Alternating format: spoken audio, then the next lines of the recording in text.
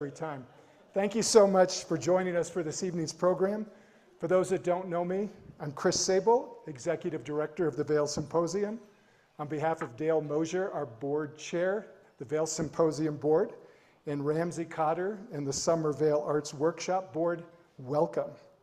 The Vail Symposium has been offering affordable, thought-provoking programming to the Vail community since 1971. It's a special year because it's also the year that the Summer Vail Arts Workshop started. We both began in June of 1971. Before we get started, I want to remind everybody to please put your cell phones into the silent mode. The program will run until 7:30, maybe 7:35. We waited 5 minutes because I-70 was closed for a few minutes. We may have some latecomers coming in. The program is being recorded, so if you know people who weren't able to join us, it'll be up on our website, vailsymposium.org, in a week to 10 days. There will be time for questions at the end of the program. I'll come around with the mic and I'll give you some pointers on that when we get to that point of the program. I'd like to take a second to thank the organizations and individuals who helped make Vail Symposium programming possible. Our presenting sponsors are the Town of Vail and the Frechette Family Foundation. Our event sponsors are Vail Resorts Epic Promise, the Vail Daily, and the Antlers at Vail. Our summer season is underwritten by Cindy Ingalls, and tonight's program is presented in partnership with the Summer Vail Arts Workshop Legacy Project. And the program is underwritten by Karen Nold and Bob Croteau. Tickets cover less than 15% of the cost to bring all of our programming, so donations at any amount are welcomed, and let's give all of those donors a round of applause.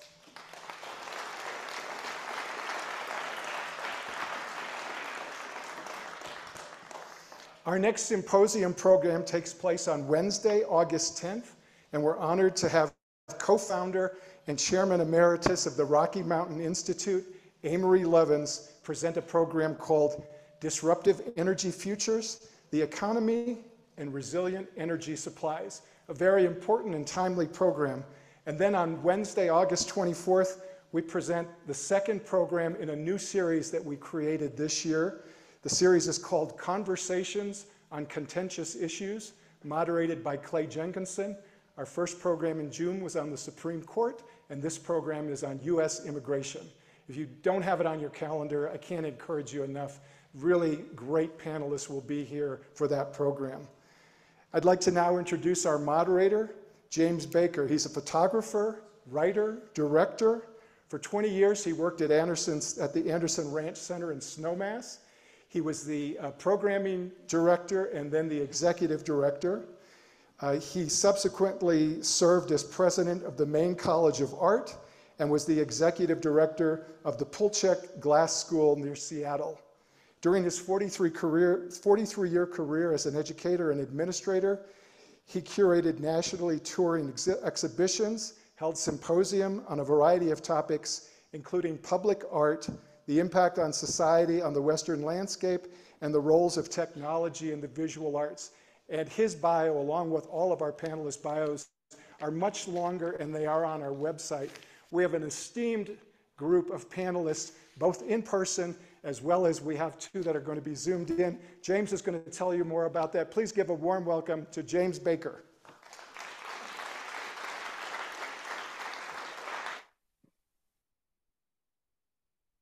I better make sure my microphone, oh, it is out. Is it on? Yeah, I think so. Chris, thank you. And thanks to the Vail Symposium. I'm delighted to be here. And I want to also thank a couple of other people, Ramsey Cotter, who's involved with the Summer Vail Legacy Project and doing wonderful work there, and also a new member of the staff at Vail Symposium who's worked really hard on this particular panel, Rebecca Zweig. So thank you, Rebecca. I'm going to start with giving an introduction, a 7-minute introduction, so it's not going to be very long, to Christo and Jeanne-Claude. But I want to ask, how many of you were here on July 19th, 2011, when Christo gave a talk here? Can I see hands? Okay. So a few of you are familiar, and probably many more of you are, but maybe some of you will be happy to have a little summary of their career, but a very fast one. So we're going to have to say next. So next, thank you. Jeanne-Claude and Christo were born on the same day, June 13th, 1935. She was born in Casablanca of a French military family. Following her education in France and Switzerland, Jeanne-Claude and her family returned to Paris, where they lived among the French upper class. Christo was born in Bulgaria of an industrialist family. His father owned a chemical factory until it was taken over by the newly formed communist government following the Second World War. At age 6, Christo began taking, you got ahead of me there. Thank you. At age 6, Christo began taking private art lessons at home and was as a young adult, enrolled in the Sofia National Academy of Art, though he felt stifled by the Academy's dogmatic approach and lack of personal creativity. Next.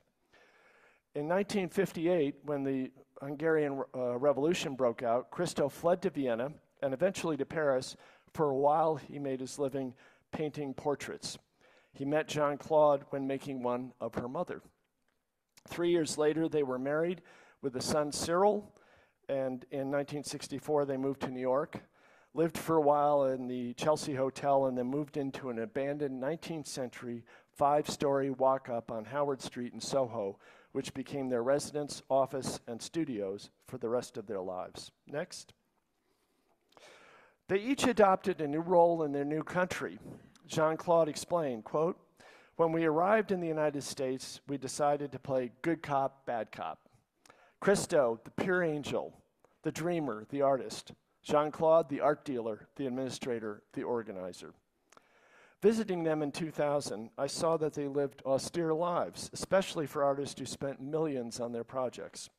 Their building was raw and sparely furnished. They worked 14-hour days to produce and sell enough art to fund their projects. Next. This is an example of his early work in the early 1960s. The piece belongs to the Museum of Modern Art in New York. He has related his early wrapped, packaged works to the, is that me? Oh, maybe it is. To the isolation and sadness of his coming of age in Bulgaria. The wheelbarrow in particular suggests a stateless, nomadic life. Next. An early large-scale installation was Wrapped Coast in Australia. Later explaining the reasons for undertaking enormous public projects, Christo has said, quote, "It's absolutely irrational, irresponsible, without any justification. These projects are only happening because we like to do them. We like to have them. All our projects are about freedom. Nobody can buy our projects. Nobody can own a project. Nobody can charge tickets. They're there for a few days and they're gone." Next. In 1970, Christo and Jeanne-Claude began to explore a project that was much larger and more complex than before, blocking a canyon valley with a curtain. Their idea was to suspend a curtain of fabric from a steel cable anchored on opposite sides of a valley. In that same year, they were invited to visit John and Kimiko Power's Aspen Center for Contemporary Art. During their visit, they explored likely sites and chose Rifle Gap. The first attempt failed in 1971, and on August 10th, 1972, just shy of 50 years ago, their second attempt succeeded. Next. In 1976, they completed Running Fence, 25 miles of 18-foot high fabric crossing ranch land in California's Sonoma and Marin counties. Next. Their public installations were as much about the process of making them as it was about exhibiting them. This included incorporating community input from those most affected by their projects, such as Running Fence. Christo and Jeanne-Claude presented their plans, received lots of feedback, some of it quite contentious. As with all their projects, they found it important and necessary to incorporate the input into their projects. Next. Other important projects include, in 1985, and you'll forgive me because I can't speak French, the Pont Neuf bridge that crosses the Seine in Paris. Next, the umbrellas, 3,200 umbrellas to be exact, presented for 2 weeks in October 1991, simultaneously in both California and Japan. Next. In 1995, a politically complicated project wrapping Berlin's historically significant Reichstag. For instance, as part of the project's approval process, the German parliament debated and eventually authorized it. Next. After decades of planning and negotiation with city officials and community groups, Christo and Jeanne-Claude presented The Gates in their hometown, Manhattan Central Park, during 2 weeks in February 2005. Next. During their lives, they planned dozens of large-scale projects, of which about half were completed. Jeanne-Claude passed away in 2009, Christo in 2020. There were 2 projects Christo wished to see completed after his death. Overseen by his nephew, project director Vladimir Yazachev, right up there on the screen, from Sofia, Bulgaria. And he worked on L'Arc de Triomphe that was presented 2 weeks last fall. Next. Their final project, physically their largest and also the only one to be permanently installed, will be the mastaba. Did I say it? Yes, okay. Which Vladimir will describe later in this evening's presentation. Next. The spectacle aspect of their work, their ability to attract large audiences, the temporality of the work, rarely shown for more than 2 weeks, as well as the absence of their own words on their work's purpose, other than for the sake of their own pleasure in seeing the results, leaves us trying to explain their meaning. As one art critic observed, their art was easy to grasp, but hard to categorize. Spanning more than half a century, it is a remarkable testament to their devotion to one another, shared aesthetic interest, commitment and persistence, their audaciousness, and remarkably synergetic skills, all of which were required to accomplish elaborate processes and complete monumental pieces. Finally, and especially, their mutual joy in creating their work. Underneath the torn fragments of Valley Curtain, which lasted a total of 28 hours, this photograph tells me that after 3 years of concerted effort, large sums of money, enormous amounts of effort, mixed with failures, they were at last elated by their success to finally get the curtain up, even if for only 1 day. Next. So I'd like to introduce our speakers this evening, and I'm going to start with the ones that will be on stage. Jonathan Henry, office manager of Christo and Jeanne-Claude Studio and Offices, who flew in from New York to be part of this. Thank you, Jonathan, for being here.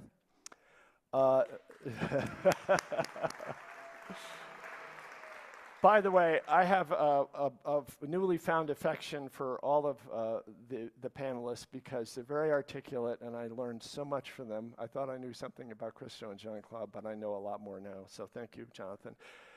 Next, Dan Taline, which I think a lot of you know, Somerville Art Workshop Legacy Project Board Member. And Dan, I guess we're going to put you on the end here. And then David Youst, Professor Emeritus from Colorado State University.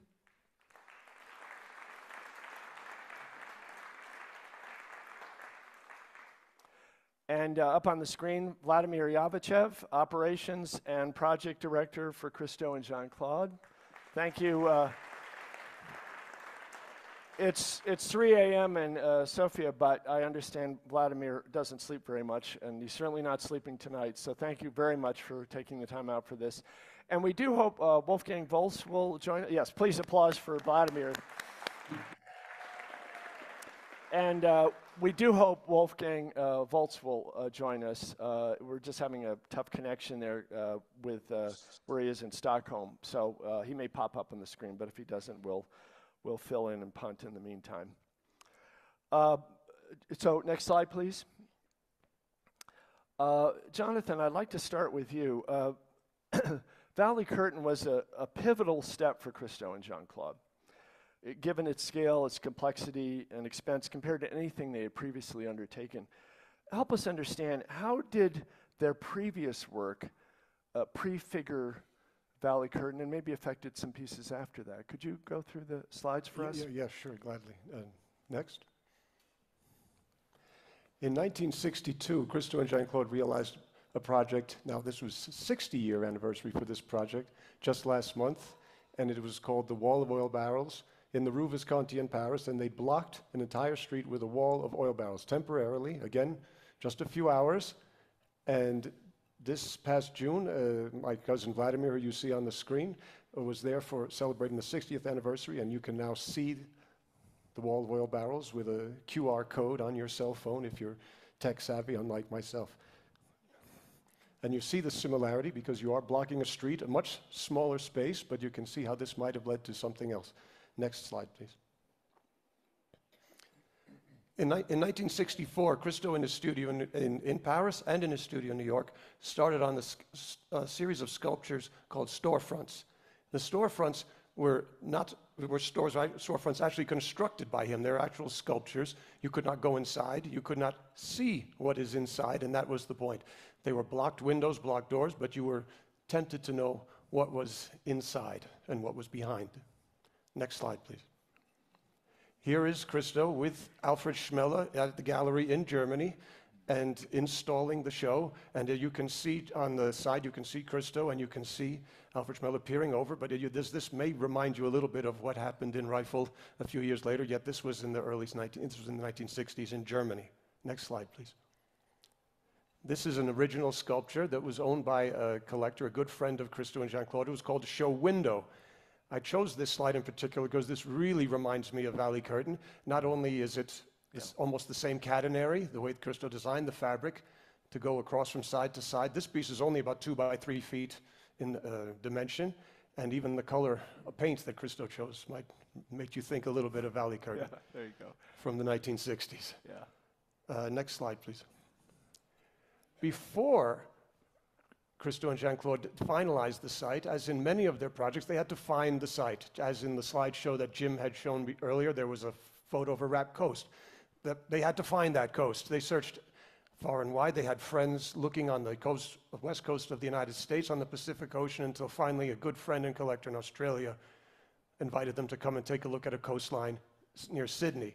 Well, Valley Curtain, a similar story. They had to find the place, and driving around Colorado and the Rocky Mountains, one of the places they thought to do it was near Aspen, Colorado. 1970, this collage is dated from. This is actually a very important piece in the history of the project. It's in the book about the project, one of the first preparatory works you'll see in there, and it is still owned by the estate, never sold it, but if you want to see it in person, you go next week. It'll be at the Hexton Gallery in Aspen. Oh, we lent it to them specifically for this anniversary show.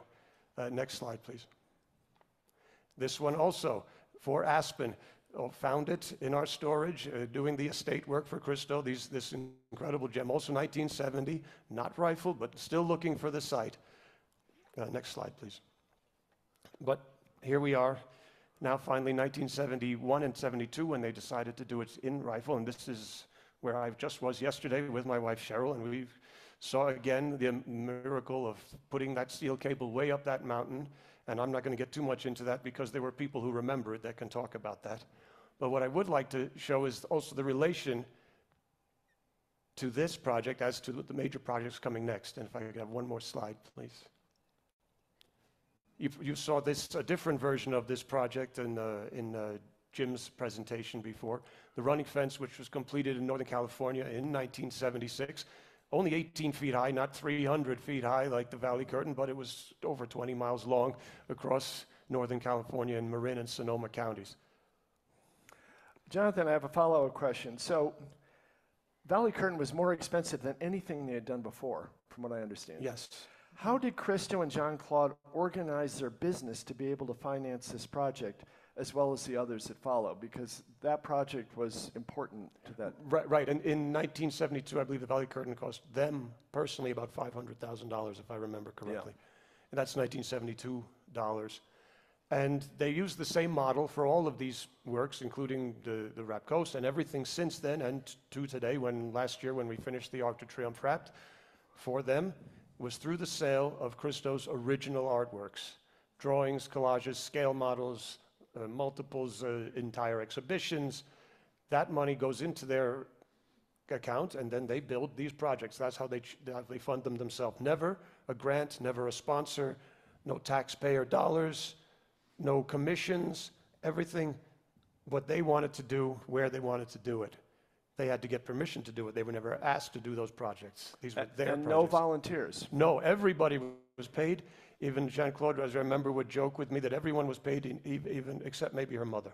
Okay. All right, well, thank you, Jonathan. Gladly. David, okay, next slide. And we'll hold there for a second, and David will go through the slides.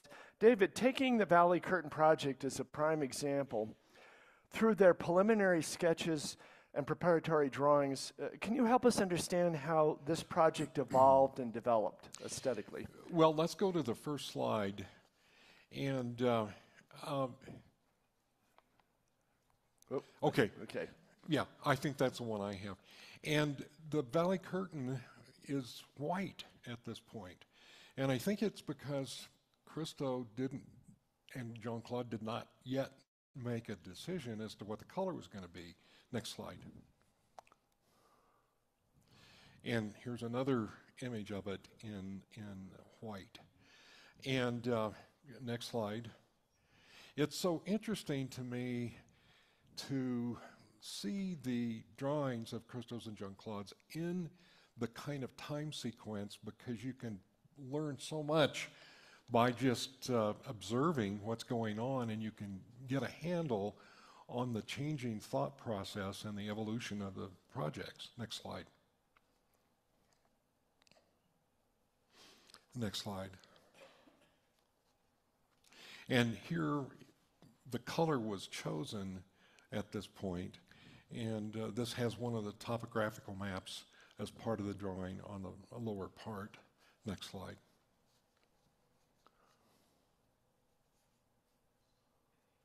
And here are some of the engineering drawings and a swatch of the actual fabric on it.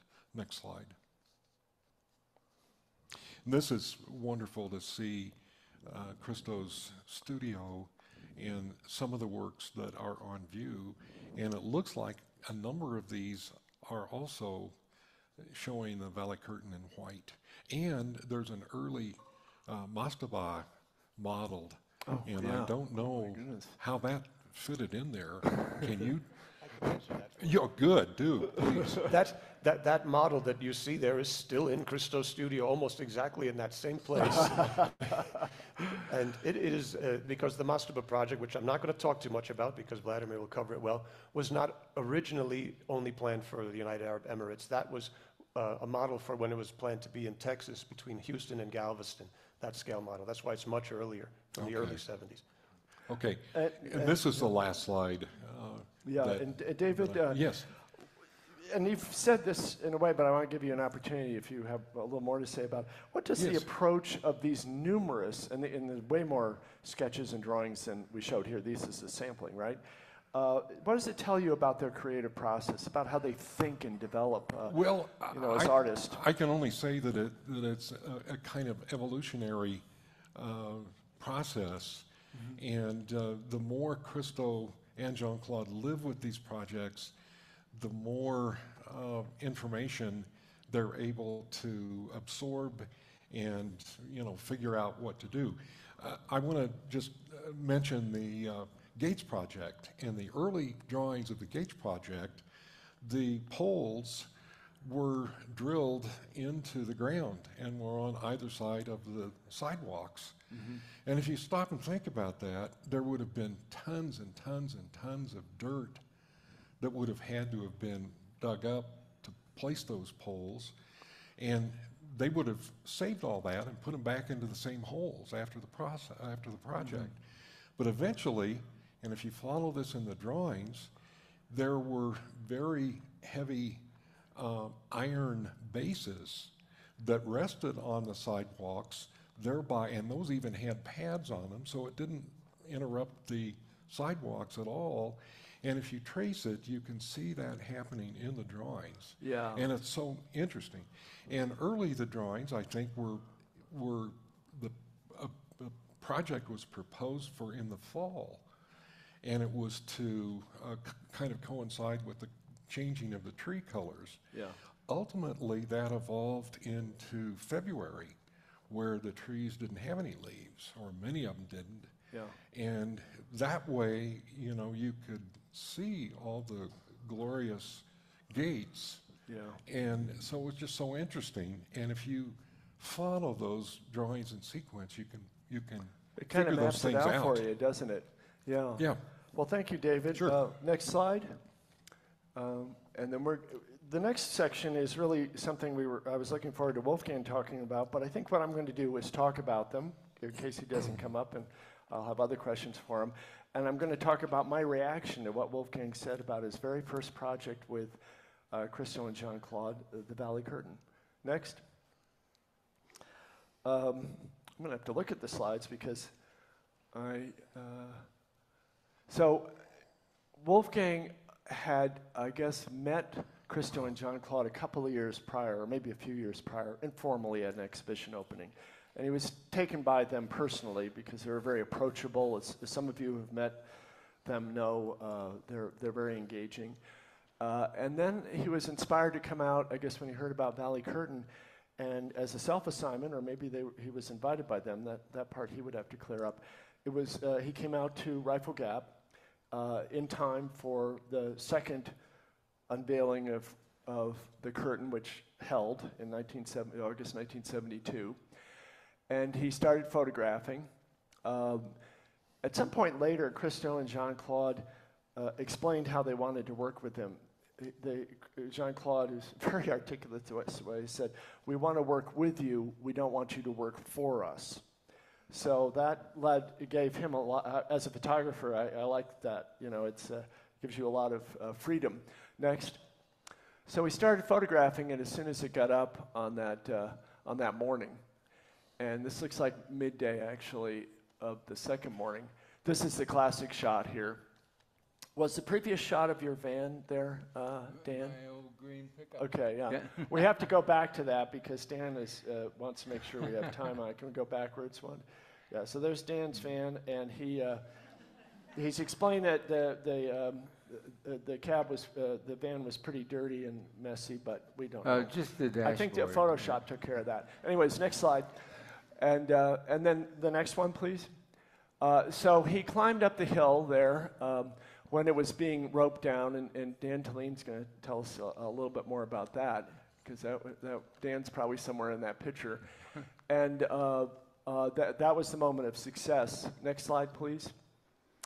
Another shot he did. He didn't do very many, because he thought he had 2 weeks. You know, there was tomorrow, and then the next day, and the changing light. So next slide. And some people made it up there on their motorcycles or whatever. I know one person that drove under it at its last moment of being holding together. Let's see the next slide. And when the curtain broke, and it had a seam that would go first because it was right over where the cars would go under, and they wanted to make sure that there was no danger to the vehicles. Christo was up on one of the hillsides, and he comes running down as it's breaking. And Wolfgang said he was so surprised because Christo was gleeful, ecstatic at what he had seen happen, and complete opposite of what he expected. And that, I think, for Wolfgang, he explained, was a moment when he began to understand how Christo and Jeanne-Claude thought about their projects. That to see something unexpected like that happen. So there's Christo looking at it, and the next slide, he dug it up, is the windstorm that blew it down. So that was the lesson to Wolfgang, that from then on, when he worked with them, not for them, he always made sure he got a lot of pictures done right away because you didn't know how long anything was going to last. All right. Is there anything else I had in mind for? Nope, I think that's good. So, Vladimir, I have a question for you now. So you can turn your mic on there. Can we hear you? I'm here. Yeah, I can hear you. Thank you. Thank you. In discussing the sense of scale of Valley Curtain, you advised that me or anyone in the audience might take a visit there to Rifle Gap now. Can you tell us why you advised me to do that? Well, as you said, when Christo was elated, or not elated, but he didn't seem really upset about the Valley Curtain coming down. It didn't actually come down, it went up because the fuses that were planted into the cable connections on the bottom, so the actual fabric would not come down. It would just like be released to go up. So the weakest connection was at the bottom of the curtain, so the fabric would not come down. Yeah. But also, what Dave had said about the drawings, for instance, for the Valley Curtain or the gates or any of the projects, these ideas didn't just come to Christo and Jeanne-Claude, and he drew them. They work very, very intensively and heavily with engineers that have these ideas. And as the projects develop engineering-wise, the drawings also develop, and that is represented in the progression of the engineering and the progression of how the project will happen. So that's much more clarified in the drawings themselves. Yeah. And the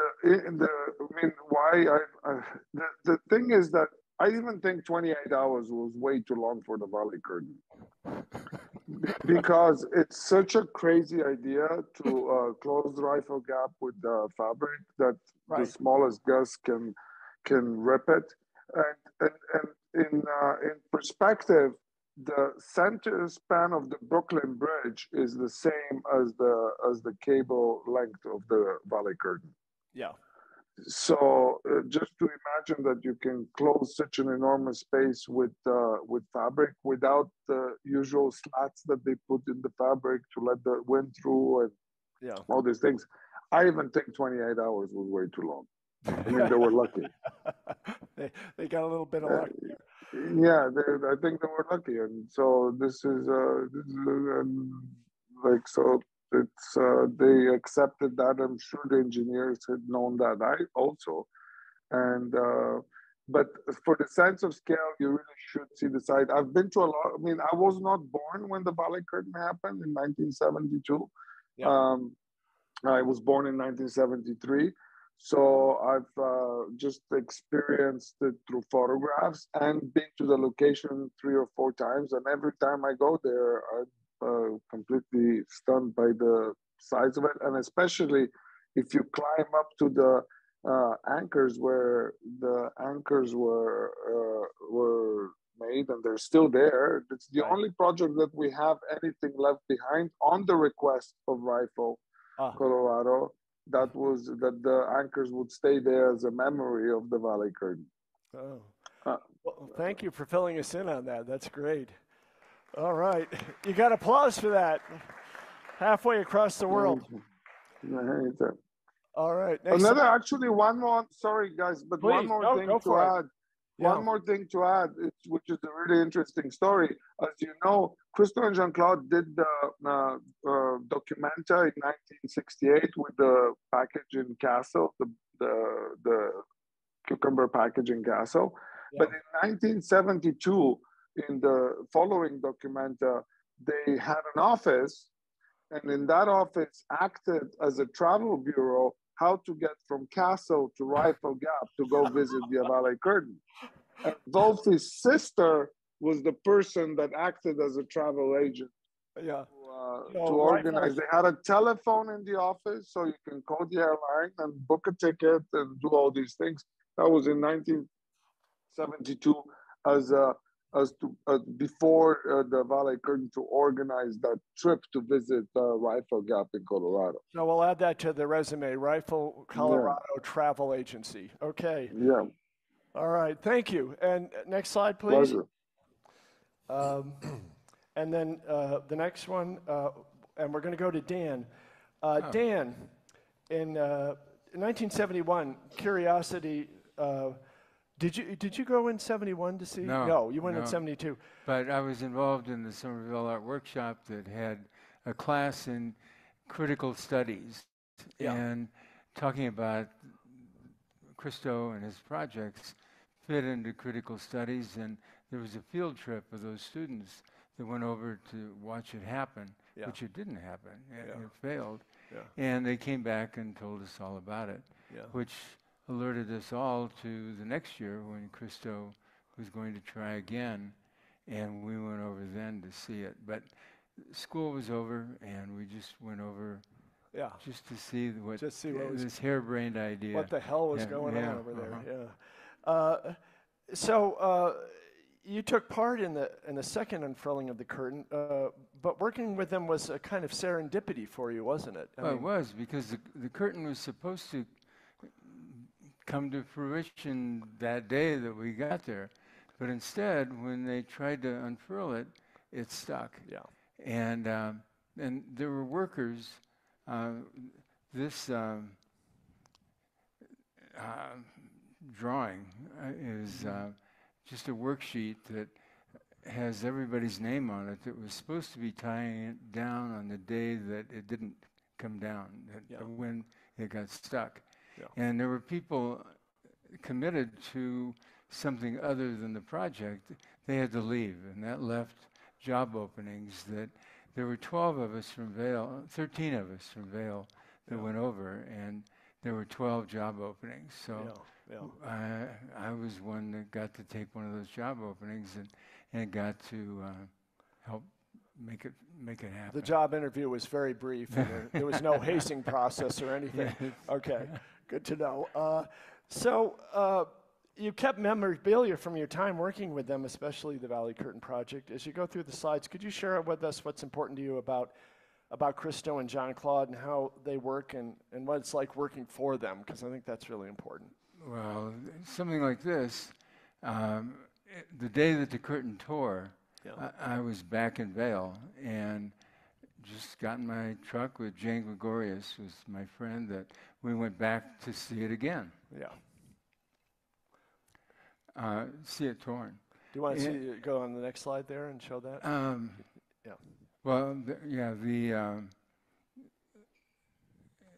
that label came down with the rope when we were tying tie station number 5, and so I kept that label, and Christo signed it in 2011. That's great. And how about that? One thing about tie down number 5 was that's probably where it tore. Oh. And how do you feel about that, Dan? All these years, I didn't dare talk about where I was located, and I thought, I hadn't been trained, so I had an excuse, I guess. And the job interview was very brief. It was, yeah. All right. But I'm really glad to know now that it was planned to tear right there. So I think it was Vladimir, or maybe it was Jonathan, told me, and I'm like, oh my God, that makes so much sense.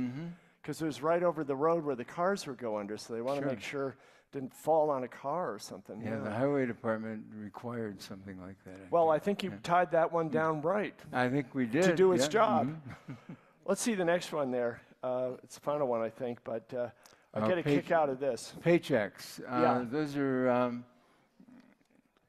2 paychecks. One is an actual paycheck. I got paid.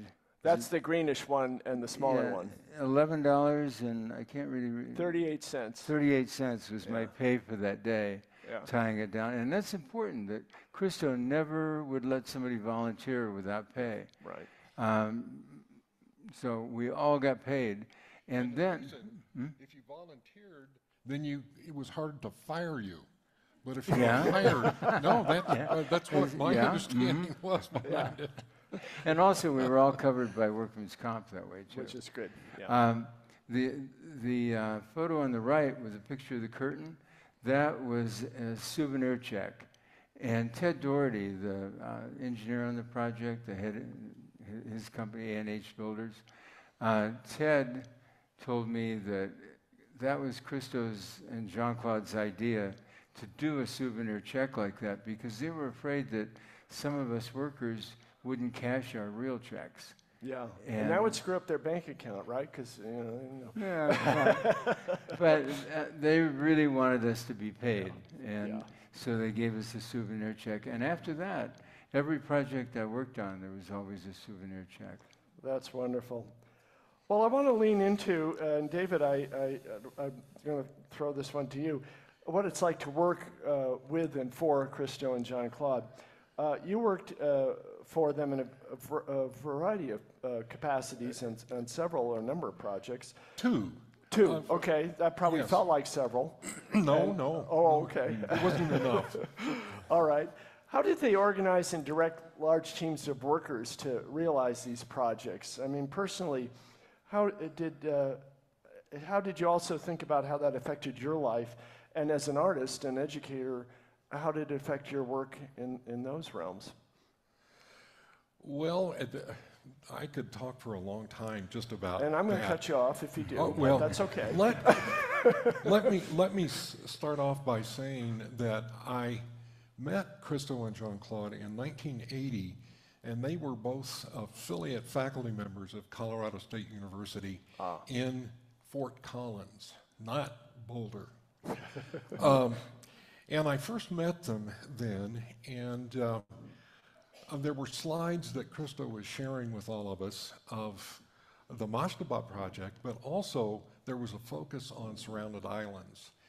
And it was a few months before that, and I got the idea that possibly I could be involved with that. So one early morning, I set my alarm for like 5:45, and at 6 o'clock I called New York. And Jeanne-Claude answered the phone, and she said, "Do you know what time it is?" And I said, "Well, yes, it's 8 o'clock in New York, and 6 o'clock in Colorado." And she said, "And who gave you this phone number?" And I said, "Well, it was John Powers." And she said, "And did he not tell you never to call before 10 o'clock New York time?" And I said, "No, he didn't." And she said, "Well, hang up and call back after 10. That sounds like an accurate quote from Jean-Claude. Would you agree? Yeah. So Maybe 10:30. I called back, and it was after 10, and she said, she was so cordial, and she said, "Well, here's the person to contact in Miami, and this person will give you the information." So I took that down, wrote it all down, and then our call was, coming to a close, and I said, "Well, I'm so sorry I called so early this morning." And she said, "Well, if you were the Queen of England, I would have said exactly the same thing. So never call before 10. So I got the information for all of this, and it asked about, well, did I have any a boat license for a small boat, and I didn't. But there were a whole host of questions about what made you want to get involved with the project. Do you have any dietary questions? Do you have any CPR training? Do you know how to swim? And all these other things. And it seemed so strange at the time, but it all began to make sense once I got there. Yeah. So I drove to Miami to become a part of the project, and I thought about it every day for the next 2 years. Yeah. Every day about it. It left such an impression. Yeah. I'll stop there, but that was a little bit of background. Yeah, that's great. I'd like to clarify that Dan. calling before 10 o'clock wasn't because Jean-Claude was sleeping in. No. That's when she did all her European calls. Yeah. When she was doing business in Europe. Oh, yeah. It was before 10 With the Queen of England and others. I don't know what time she got. Jonathan, you probably have an idea of how early she might have started, but they worked. I didn't have an idea because, again, not before 10:30. So when I was a young man and I worked part-time there, I did not arrive until 11 a.m. was my usual starting time, and that lasted her entire life. And she was on the phone. She was on the phone. If I arrived earlier, I wouldn't get yelled at, but she was on the phone nonstop working with Europe. It's absolutely true. Dan, I want to follow through. I'm sorry, David, did you have something? No, Okay. Dan, I wanted to ask you about a quote from Ted Doherty. And this has something to do with working with them and for them. The longtime contractor for several of their projects, including Valley Curtain and Running Fence, and a local contractor, by the way, somebody from Colorado, once told you, quote, English is Christo's second or third language. He thinks the word no means you may have to do it some other way. Tell us what that meant in practice. Oh, that meant a lot to me as time went on. Just not to give up. The tenacity of the Christos was remarkable. Yeah. And Ted's quote says it all. Yeah. There was another quote that I didn't tell you, that when I worked on wrapped walkways, Jeanne-Claude used a bullhorn. All the time she was on the bullhorn. Yeah. And the bullhorns came from Radio Shack, and they kept, the batteries would go bad, or something would break, and I'd have to go to Radio Shack and get another bullhorn. And we went pretty much through their inventory of bullhorns. And one day, I brought her a bullhorn, and she was so glad to have a bullhorn again. She said, I don't know how God made the world, how God made everything in 6 days without a bullhorn. She had a great sense of humor, by the way. She was funny as hell. I just love that person. A reminder, by the way, as we wrap up this part of the panel discussion, in about 15 minutes or so, we'll be taking questions, and Chris will be going around with a microphone. So please be prepared to raise your hands. Shyness is not a virtue here. We want to hear from you, and we want to make sure you're part of the conversation. So we're going to go into the last section of these questions and then turn it over to you. Jonathan, what kind of effect would you say Christo and Jeanne-Claude's large projects, the large-scale ones, the public ones, had on other contemporary artists? Can you talk about that just a little? I'd be happy to, and I think Dan already started, and Dave, who both are artists who worked on their projects. And yes, they were inspirational to younger artists and they shared their time with them all of their lives, lectured at elementary schools, graduate schools, everything in between. Always wanted to share their experience and advise them, and to do their thing, to do it their way, and to work hard at it and not to give up. And I can't tell you, I've met artists across the globe of every nationality, age, and gender that have told me this, that when they've heard them and they've been to their projects, right, they had a great admiration and an influence from them. The last place I worked was a school that was started by the glass artist Dale Chihuly. And when I asked him who was his biggest influence, it was Christo and Jeanne-Claude. And if you look at his work and how he's placed the work and how he works with teams, it's not hard to see how they would have been a formative influence. And that's true for a number of artists. Dan, I want to throw one to you. You're one of the founders of Somerville in 1970. How did Valley Curtain, in your personal view, influence the way that Somerville developed, especially around its values and precepts? How do you see the legacy of Valley Curtain also as part of Vail's roots in that regard? You know, that second year when we went over and we were all involved in it, well, the first year too, it was a reason, well, doing that field trip expanded the workshop, and I think that it was so successful to go over and experience that in later years we were more open to doing other things.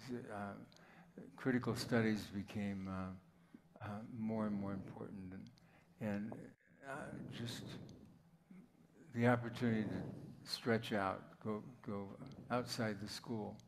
Yeah. Vladimir, with the passing of Christo and Jeanne-Claude, what thoughts did they leave you with about their wishes for their legacy?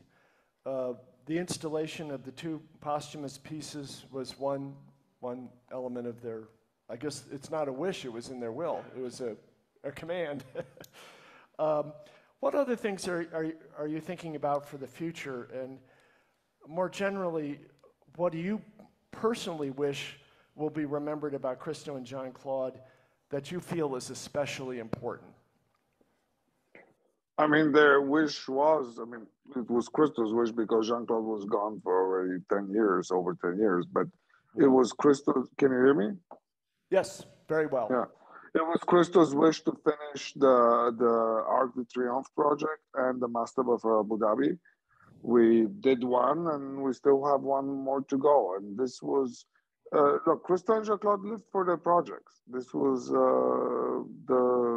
their legacy was their project.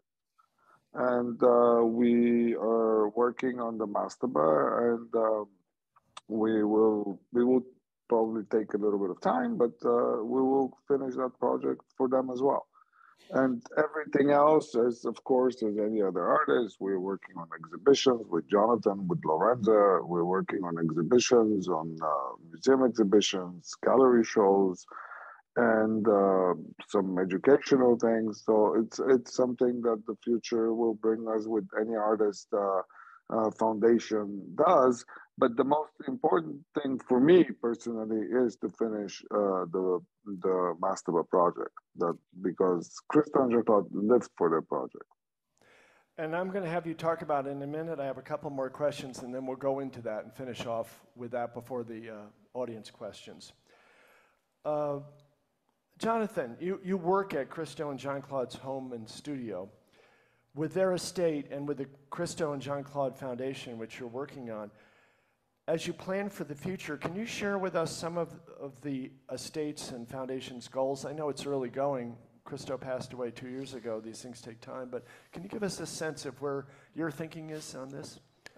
Well, as you said, it's still a work in progress. The estate is far from settled and complete, and the foundation is not fully formed yet, although it exists on paper, and there is minimal work we can do now. There is a huge amount of work with the, first is, aside from the projects, which is the most challenging and which was explicit in Christo's will, there's the artwork, the art collection of the artists, their works, the Christo works, and they need to be homed. They cannot stay in crates in our storages for the rest of my life. They need to go to museums, they need to go to private collections, and this has to be done in an intelligent and strategic way. And it's a great responsibility that we have to do that. Some of these works are being sold to fund continued operations that we have a lot to do, and eventually we hope that we can start to gift, but that's not for that'll be sometime in the future to give to institutions, some important pieces. Other work less exciting, of course, is the vast amount of archives and intellectual property. As in any artist's estate and foundation, we have to take care of that. We have to make sure that their images are protected and not misused and unauthorized or criminally used in any way. So we take care of that and also allow it. We want people to see them. We want them to be in books and magazines and in newspapers and on websites, but properly and legally and fairly. We take care of that. And then their personal archives, of course, their home, their papers, their photo archive. We'll work on that as well. But we don't have a specific plan yet, as that's a team effort that will take some time to get together. But we'll all be excited to see what happens. Yes. Especially yes. You, I'm sure. Yes. Yeah. Can you go to the next slide and then the next one after that? Vladimir, yeah, and then just one more. Thank you. Vladimir, as you discussed, the last project that is reaching, well, I don't know if it's exactly its final stage, but much closer than it was when it was a model on the table back in the 70s. The mastaba is to be constructed in the desert outside of Abu Dhabi. Can you walk us through the project, where it is right now in terms of development and when you expect it to be completed? And we have about 7 slides. You can either say next for each slide. No, you can just roll through them. Just roll through them. Wait until Why don't the you give video. about 15, 20 seconds per slide. They're in chronological order in terms of the sketch. I mean, just hold on this one for a while, because I just need to give you some pre-story. But so Christo and Jeanne-Claude started their work, and as you know, there's Christo and Jeanne-Claude. Christo works are the works that are done in the studio, like this drawing, and the projects are done by Christo and Jeanne-Claude. Jeanne-Claude always said, we don't do 3 things together. I don't go in the studio and I don't draw in the studio. Christo's never seen our accountant, and we don't fly in the same airplane. So this is a little pre-story. But Christo started working with small paint cans, then moved to oil cans, like bigger oil barrels. And as you saw in the slides from Jonathan, in 1962, 60 years ago, They blocked Rue Visconti and the Iron Curtain wall of our barrels. And it was, interest was just because of the ready-made simple object that just like the shape, and then it had a lot of other uses, and they made quite a few ideas with barrels, from blocking the Suez Canal to the mastaba for Galveston in Texas. And in 1977, they had the idea to do the mastaba for Abu Dhabi, United Arab Emirates. United Arab Emirates at that time was about 4 or 5 years old. It was just created. It was a British protectorate before. And in Christo and Jeanne-Claude arrived in Abu Dhabi in 1979, organized through the French Foreign Ministry, because at that time you could not travel to Abu Dhabi as a tourist. You had to be there had to be a special trip arranged. What is also really interesting, in 1979 to like early 80s, Christo, when they did quite a few trips to Abu Dhabi, Christo and Jeanne-Claude worked on 5 projects at the same time. It was the mastaba for Abu Dhabi, it was the Rapt Reichstag, the gates, the Pont Neuf, and the surrounded islands. Wow. It was an incredible period of time between 79 and 82, when there were all these ideas and projects going on. Some they had refusals, some they went on, like the surrounded islands, what happened very quickly from 1980 to 82. So at that time, it was a very, very busy time for them, with a lot of ideas and a lot of projects. And so the mastaba, right now, it's still in its software period. They always separated the projects between a software period and a hardware period. This, by the way, is the scale model for the mastaba. It's on the. Just can you hold on that slide for a second, because it's a very clear representation. This is the mastaba will be. I've been working in Europe for a while, so I've almost forgotten the dimensions in feet, but it's 150 meters, which is about 500 feet tall, by the height, by 300 meters at the base and 225 meters at the slanted side. And it's a very simple form. It's reminiscent of the Islamic mosaic. And on the vertical wall, you have 10 colors of barrels, while on the slanted wall, you have the side of the barrels, which are orange and yellow.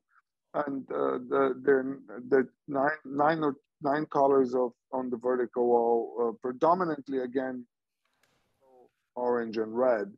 Yeah. And the facade has 110,000 barrels. The whole mastaba, each facade has 110,000 barrels. The whole mastaba has 410,000 barrels, which and it's hollow on the inside. We have to build a factory on site, because otherwise you're shipping air. So it's much more economical to actually produce the barrels on site. And they're very specially made from a stronger steel for against corrosion. Also, they use special paint. The engineering was done by first by Professor Sasaki at Hosei University in Tokyo, and that concept was taken by Schleich, Belterman and Partner, our company we worked on quite a few projects with in Stuttgart and in Berlin. And they devised a system of where the mastaba will be built flat, laying on the ground. And if you go to the next, I think it's a video. Just a couple of more slides, so we'll just go through. Oh, okay. Just go through them, and then you can see how it's elevated. Because the complicated things really is to install these 410,000 things, as Christo said it. And especially if they're 300 or 500 feet high, it's very complicated for work to bring the material up. So it's built flat, and then in a matter of a few weeks, it's hydraulically.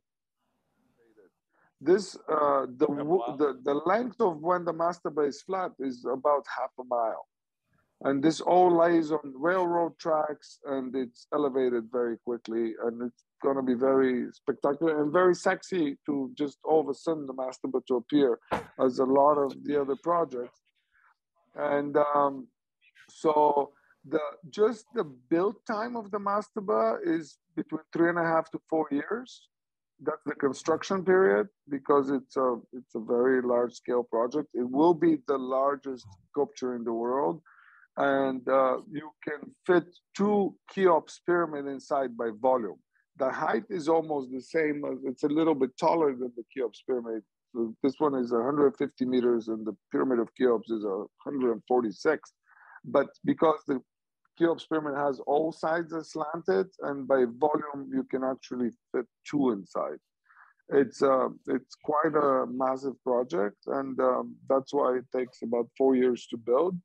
So even if we get everything is all systems go tomorrow, it still will not be done before 2027.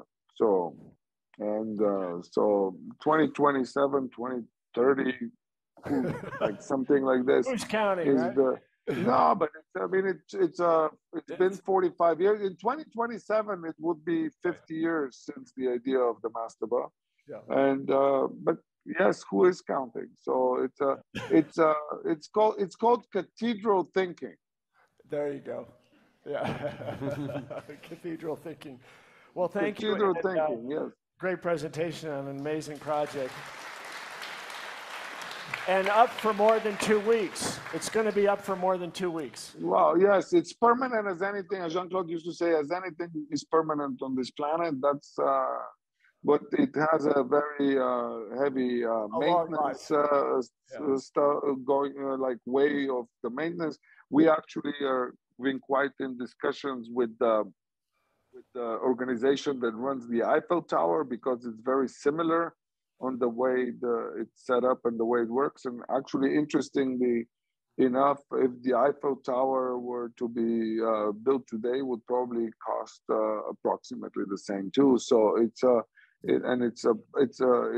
build on the public land, and there are a lot of similarities in the way that works. So yes, I mean, if anybody has any questions, I'll be happy to answer. Thank you. And we're going to go questions from the audience right after David makes a point. I wanted to add, because no one else has talked about this quite like I want to address this, but I think this is unique, not only because it is so gigantic, but it's also unique because it's not going to last 2 weeks and an extra weekend, but for a permanent time. So that's one thing. A second thing is that Christo and Jeanne-Claude have made such a point of paying for the projects themselves, and this one would be presumably paid for by the United Arab Emirates. No, that's not true. This can be also self-financed. Okay. Okay. I mean, if they wish to pay it, they can pay it. Don't get me wrong. But There would be a lot of we can self. There are a lot of ideas. We've worked. I mean, look, this is a very complicated project, politically wise, as well as financing wise, engineering wise. We have worked. We have great advisors. We work with Albright Stonebridge. There are consultants. That's Madeleine Albright's and Sandy Berger's company. They both passed away now. But we've been with both of them in the desert. They've been advising us a lot. We have worked with PwC and Alvarez and Marcel, two strong financial firms, and it is possible to be self-financed as well. So, and we're. I stand corrected on that. Okay. Well, Thank you. But if they it. wish to pay for it, we're happy to take it. Yeah, no, that's great. Now, the third thing I wanted to mention was that Christo was always had Jeanne-Claude by his side through all the negotiations on their projects. Yeah. But this one was a little bit different because of the male-oriented society there in the United Arab Emirates. So if you look at in many of the books, she's excluded from some of those meetings. Yeah. So that was the third thing I was going to bring out, that this is unique because Christo was more totally on his own, I would expect. With That is not true too. I'm sorry, Dave. You're trying, David, but it ain't working. Okay. No, they were both very involved in this project in the UAE, very much so. Actually, if Jeanne-Claude was excluded at any point, that was during the negotiations and when they were lobbying with the German parliament for the Reichstag. So this was and in different situations. For instance, in Japan, when they were negotiating with the authorities about the umbrellas, the blue umbrellas in Japan, that's when Christo was excluded. Even one time they had to lock him in a bus because he was getting very excited and a little bit too much for the Japanese. So they've been the other way around too. Well, Vladimir, we're going to, panelists, thank you very much. We're going to get to questions directed to you. If you don't know who to ask, I'll field it, but if you know who you want to ask, and please do, just point out who you want the questions to go to. And Chris, you'll go around, and who's going to be the first volunteer? We need a hand. Okay, there you go. Great. So just quick some etiquette. Hold the microphone like this. It doesn't work when you hold it like that. So hold it like this. Keep it close. Please do not turn anything on or off. It will be on the whole time. I'll go to the first hand. I'll pass it down. Just as soon as the question is asked, pass it back so I can go to the next hand. So then keep your hands up so I'll know who to go to next. And as I always say, try to keep your questions concise and make sure that there's an actual question in there. We don't have time for a lot of stories. We just want to get to as many questions as possible. So Greg, you're going to get the first question. And please stand up to ask your question. Thanks, Greg. You're going to be real sorry because I'm not going to ask a question. I'm going to add something, but hopefully it's unique. Along with Dan, because I'm a journalist, I might have the distinction in this room of being the only other one who was there for the unveiling and the achievement of the Valley Curtain. And I remember being filled with admiration for the ingenuity and the achievement, but I wondered, why? Why are they doing this? What's behind this? I got to ask at the next project I covered, which was the Pont Neuf, which is how you say it, which means new bridge in French. It's more than 300 years old, but that's what they called it when they built it, and it still carries that name. And I asked Christo, maybe a little less directly than this, why do you do these things? And he said, I want people who every day pass buildings and parks and valleys and mountain passes who have stopped looking at their beauty to look at them again. That's why he wrapped Pont Neuf. That's why he dropped the Valley Curtain. And I will tell you his love for the project. We were on what's called a bateau mouche, which is one of those large tour boats that goes down the Seine with a camera crew and Jeanne-Claude and Christo. And we were just going under Pont Neuf at the time, which was wrapped in a sort of gold-hued fabric. And I started asking him a question, and he said, no. He just wanted, as many times as he had been around that bridge, to suck it in, to appreciate it, and not to destroy it with conversation. All right, thank you. And Jim, can we ask how many people were at the curtain in the audience? 1, 2, 3. One over there, 2, 3, 4, 5. Okay, all right. Wonderful. When I think about these projects, I'm always mystified by the massive approval process that they must undergo to get legal authority, to get easements and that sort of thing, to get these approved. And particularly, for example, the fence in Marin County, it's just, I don't know how many miles long it was. I think you referred to that. Yeah. But my question is, were Jeanne-Claude or Christo personally involved in some of these presentations to get these, to convince authorities to allow these things? And can you address some of the issues that they dealt on a regular basis. Jonathan, you want to take it? Yeah, I'll do it briefly. Yes, absolutely. If you want to talk about the running fence, they had to go to all of the different ranchers. It was 24 miles long, by the way, through Marin and Sonoma counties, ended in Bodega Bay in the Pacific Ocean. And yes, every rancher, every farmer, there were turkey farmers, you name every kind of rancher there, they had to meet with personally. The two of them together went there. They had, in addition to that, as you may have seen in Dan's slide, there were public hearings with lawyers. And the biggest advocates for that project were those property owners that showed up at the public hearings to support the project and got them the permission. And Ted Doherty called Christo an artist of red tape. Very good. All the meetings that they went to, and all that's documented. And that it was so important to document every one of those meetings.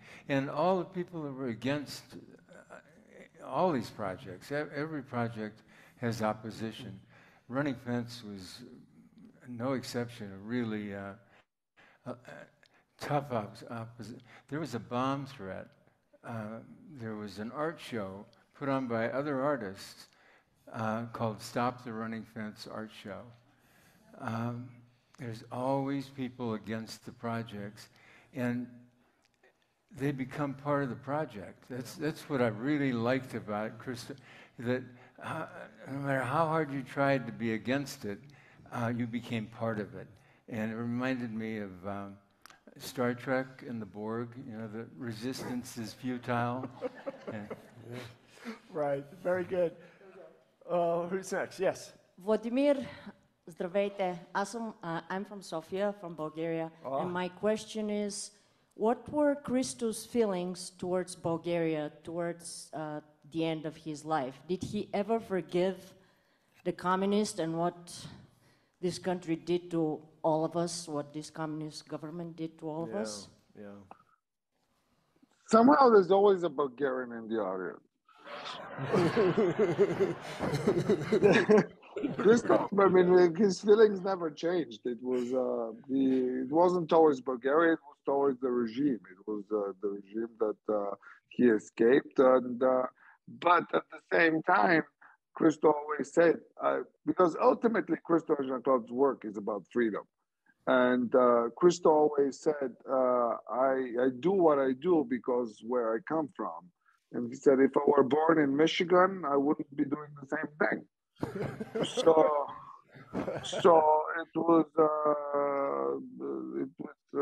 of course, he never, it wasn't about not forgiving. He was just like not interested in, he was too busy doing the things they were doing. And there was, that was it. It was never contempt or resentment or something to forgive. It was just, he was a very, as you can see with the project, when the ballet curtain came down, they were happy. They were very quick to move on and go on to the next project. So this was something that I learned from them. And when the previous question speaker, maybe I can express myself like this, was talking about the Pont Neuf and going underneath the Pont Neuf, and Christo really just looking at it and taking it in. That's, if there was one thing I really missed at the Arc de Triomphe, for instance, is to look at Christo, look at it.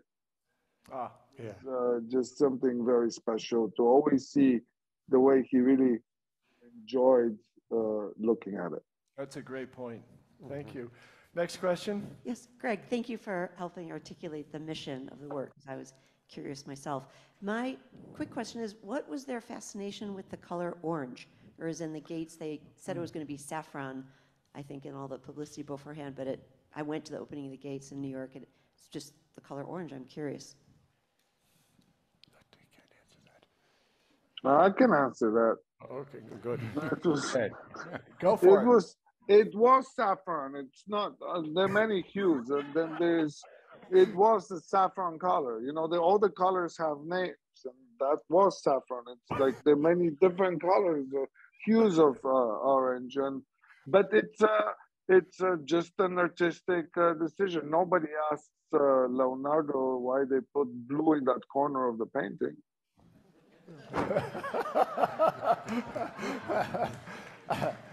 All right. Yes, closer. Yes, Vladimir, earlier you mentioned that 28 hours was a long time for that particular project because it didn't even have slits. And so my question was that ever considered, having slits? Yes, good point. Oh, you should ask Dan. I wasn't even born then, but as far as I know, no. Maybe, and as far as I know, by working with Christo and Jeanne-Claude, I'm sure the engineers were trying to convince them that it cannot be done without sleds, and they said, no, we are not going to put any slits in it, and we're not going to let any air through it. But it's something that they were always challenging the engineers, and that's why a lot of engineers working with them. I always joke with our engineers that when they work with us, they should imagine they're working for NASA. Going somewhere new every time, yeah. Yeah. Oh, wait, up there, Yes. sorry. So the running wall, it'd be really interesting to know the project was only halfway done when it was finished because then they had to take it down. Good And point. I mean, I'm assuming that happened. So what happened to all that fabric in all these different Running fence. projects? That would be something I'd Do you like want to to know. answer that one, Jonathan? Yeah, I mean, it was completed. It did make it the whole way into the Pacific Ocean with multiple permits. But at the end of the project, that steel, the poles, the cables, and all that fabric was given by the artists to those ranchers. They got to keep it. And they use it. If you go there, this is valuable materials for fencing and for agricultural purposes. This nylon is, if you go to these ranches, you will find it still today. You might see something. And in fact, when there was an exhibition about that, about the Running Fence project, the documentation exhibition, which now and since 2010 has belonged to the Smithsonian American Art Museum. And when we had the opening, we were all there. I'm sorry, not Jeanne-Claude. Those ranchers were there. They came to the opening. The lawyers for that project, they came to the opening. The children of those ranchers, they came to the Smithsonian all the way from California. Wow, yeah. I'd like to add one thing. Please. I understand that there was someone who made a wedding dress out of that fabric. So Vladimir, is that true what David said? I mean, I don't know. There's another wedding dress that Christo did. But one interesting anecdote is that the fabric for the running fence was originally done by General Motors, developing the first airbags, and it was fabric for airbags, but it was cut. It was not cut, but it was sewn and weaved, not even sewn. It was weaved the wrong width. So they had all this fabric that they couldn't use because the airbag would not work with more stitches. And for some reason, they found this fabric which fit exactly what they wanted to do. And it was originally done for General Motors cars airbags, the first airbags that were developed at that time. I had no idea that was that early. Yeah. But also for in general for the projects, the steel, the fabric, the ropes are always industrially recycled. Yeah. And because they're valuable material, and the umbrellas fabric went to make flood control sandbags. Aluminum went back to being aluminum.